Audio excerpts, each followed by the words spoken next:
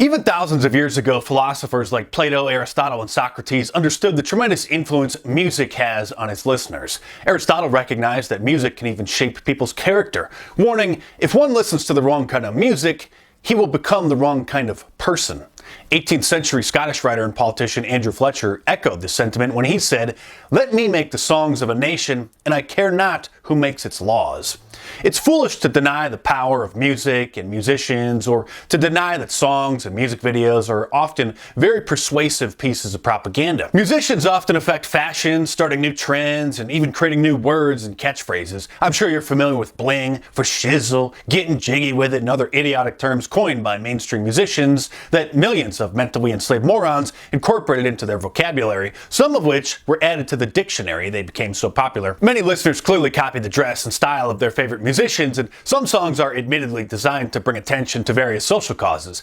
Declassified documents show that the FBI wanted to dig up dirt or frame John Lennon and deport him from the United States because his anti-war activities in the 1960s were undermining the government's pro-war propaganda regarding Vietnam. That's the power of music. It's not uncommon that concerts are held to raise money for various charities or causes, so if songs can be used to support anti-war movements or encourage people to act in a positive way, why is it that so many people scoff at claims that music can be equally influential in negative ways and promote socially destructive behaviors as well? It's undeniable that music can bring people joy or inspire them to help others, so why is it that so many people deny that it can do the exact opposite? The truth is, most artists, record labels, and studios know the power their music holds, good or bad, but will never betray the secret of their success. It should be clear to anyone with common sense that music can motivate or guide people's thought patterns and act as a catalyst for behaviors and actions, and it would be foolish to think that certain power-hungry people in corporations, governments, or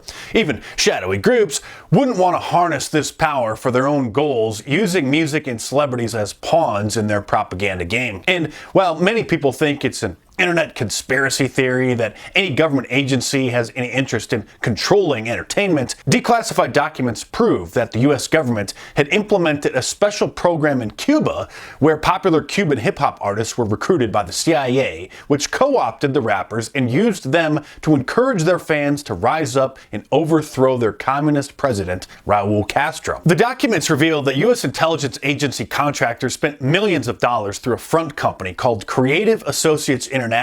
which worked to undermine Cuba's communist government. A year before these revelations, Jay-Z and Beyonce made headlines for a controversial vacation to Cuba when there was a travel embargo preventing Americans from visiting the country unless they had special government approval. It was then revealed that someone in the US government quietly granted them this approval, which is usually only given to people who were on official US government business. This led some to believe that Jay-Z's visit was part of the plan to influence Cuba's music industry by introducing him to some of the artists who were assets of this covert propaganda program in order to boost their credibility. And if you think that the CIA working covertly to influence music is shocking, then wait until you learn about Operation Mockingbird, which was uncovered in 1975 by a Senate committee which found the Central Intelligence Agency was secretly paying the editors, reporters, and TV anchors at the major media outlets over $1 billion a year in today's dollars to act as propagandists and gatekeepers for the government and the establishment.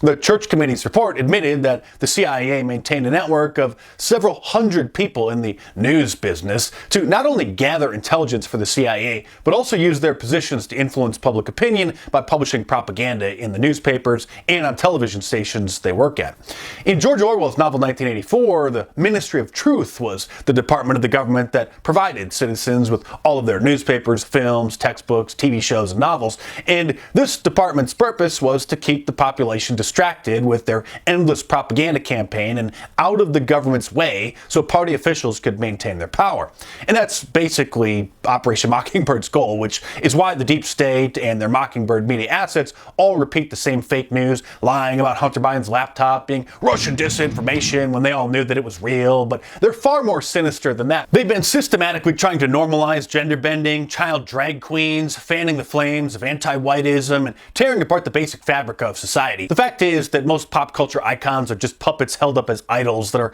worshipped as modern-day gods by millions of mentally enslaved morons. If you simply listened to the lyrics or looked at the content of their character, this would be as clear as day. It's not some big secret, but the liberal media industrial complex entices people to give them not just their attention and their money, but ultimately their soul. Only a complete moron would think that there aren't well-funded and organized special interest groups working behind the scenes to influence the entertainment industry today. But even those who expect such manipulation are often surprised to learn the extent to which it happens. And most people have no idea that social impact agencies exist and that lobbying in Hollywood is almost as popular as lobbying in Washington, D.C. In case you haven't heard, there are dozens of agencies in Hollywood that organizations pay to lobby writers, producers, and others in positions of power in the entertainment industry to persuade them to use TV shows, movies, and music as vehicles to deliver their covert propaganda to the masses. I did a whole video on social impact entertainment. If you haven't seen it, I named the lobbying groups and reveal some of the things that they've done.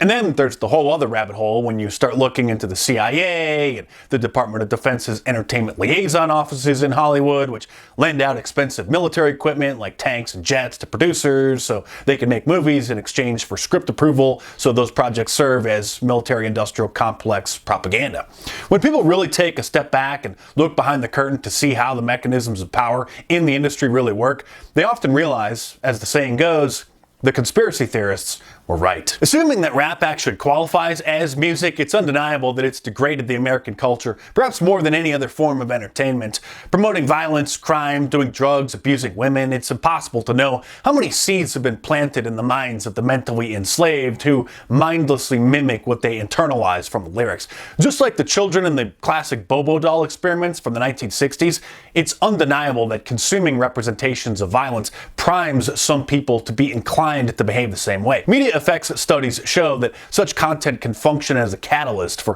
priming aggressive or violent behaviors in people, and the effects vary dependent on how closely they identify with the character engaging in the violence, the consequences the character faces for such behavior, and the perceived justification for it. For those already prone to violence, media often reinforces their ideas. To say that it causes violence may be an inaccurate assumption, so media analysts use the word prime instead, meaning it primes some people to potentially act out similar behaviors. Like a case in Hawaii where a man shot and killed his landlord and then claimed that he was possessed by Jay-Z and said that he should be the one who goes to prison.